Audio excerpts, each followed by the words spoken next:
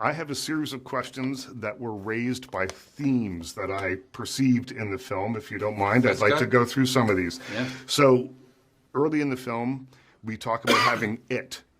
And I'm wondering if you are now able to define what it is. No, well, it is what's behind your eyes, you know, and it's an undefinable magic. Or, you know, if you are a malevolent person, it can be an evil magic, because, you know, Charles Manson had it too. You know, so it depends on how you use it and who you are.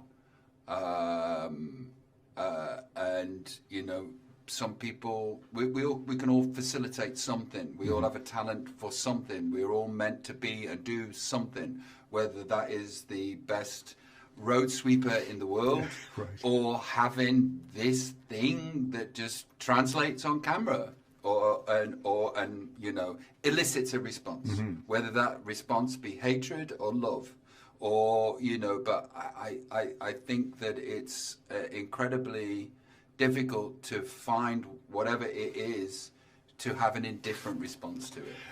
Do you recall when you discovered that you had it? I think it's in the last 12 months, genuinely. Really? Yeah. Genuinely, the last 18 months, where, you know, it's like I found some space to have a much better perception of who I am than I had in the past, right, because that was all based on self-hatred. Which the movie does a great job of displaying. Tell me, do you think then that it's working on this movie? You say it's the last year and a half or so. This movie must have been percolating for that amount of time. Is having to be introspective, work on this, have a look back at your life, has that helped you put this in order for yourself? Well, it just, look, if you don't love me, I don't love me. And you've seen the movie, it's getting a great response, but there's a million miles between here and the general public. Yep. And, you know, this might have a devastating effect on me and my psyche, you know, because I am vulnerable and I'm brittle and I have, you know, a sensitivity dysphoria. So there's a lot riding on this for me. You know, it may make me bloom. It may make me go further into my shell than I thought was possible. The next year will be an important year. It really will.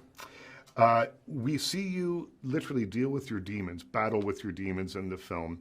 I wonder if the insecurities of your youth have been dealt with, or if they still pop up. Yeah, it doesn't work like that. No? You know, I suppose that they can lessen, yeah, but I don't think they ever disappear. You know, I think they'll be there on the deathbed too, but it's learning to play with them. You are extraordinarily famous. You've wanted to be famous, according to the film, since you were a young boy. It obviously is different than you thought it would be, but is it different on the outside as we look in? When we see stories like this, I get an idea of what it is, and there's an unbelievable montage in this film that shows the second solo, you know, your solo rise, and it is intense and visceral, and it makes you feel like you understand how much pressure you're under and all that kind of thing. But what's your relationship with fame today, I guess, is the question. Let's, you know, I'd like to quantify that when I wanted to become famous, it was when famous people were great at something. Right. You know, it's like I watched people on the TV and, you know, all the people that made me feel safe were charismatic and funny and, you know, made you feel peace and made your troubles go away. So, you know, it wasn't sort of like content creator fame. It was like, if I'm famous, I get accepted and I'm good at something. So how's my relationship with it now?